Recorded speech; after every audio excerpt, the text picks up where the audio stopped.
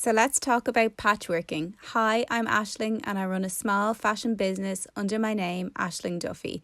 I make handmade and one-of-a-kind items using a lot of upcycled and reworked fabrics. And I've been invited by Relove Fashion to share some of my top tips and tricks helping you with your sustainable creations. So today we're going to focus on patchworking. This is a great technique to use for scrap fabrics or different size pieces of fabrics. Okay, so let's get started. I have all these boxes of scraps that I've been saving from my previous collections, and I'm going to go through my fabrics to find ones that I think will work well together. When I'm doing patchwork, I like to mix different types of prints, so I'm going for some floral and some polka dot fabrics, and then I'm going to search through my plain fabrics and I'm going to find some pink ones maybe, and then maybe another floral to go in together.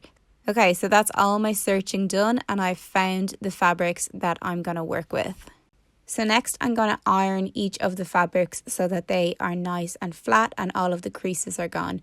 I just add a little water to my steam iron, which helps get it really crease free, and you can use any domestic iron to do this. So now I'm going to take my fabric scissors and start to cut all the fabrics into straight lines. You could also do squares or really any shape that you like, and I'm just going to get them all the same length. And if you don't have a fabric scissors, you can use a household scissors. Just make sure it's nice and sharp. And don't forget to save your scraps. I use my scraps to do stuff like make my charms or fill cushions, and it's a great way to save scraps from going to waste. So next we're going to sew everything together. I use an industrial machine, but you can use a domestic machine or hand stitch if you don't have access to a machine. It's always important to remember when you're sewing that you put the front of each piece of fabric facing together and then sew down one side so that when you're done sewing, the seam is on the back of the fabric pieces.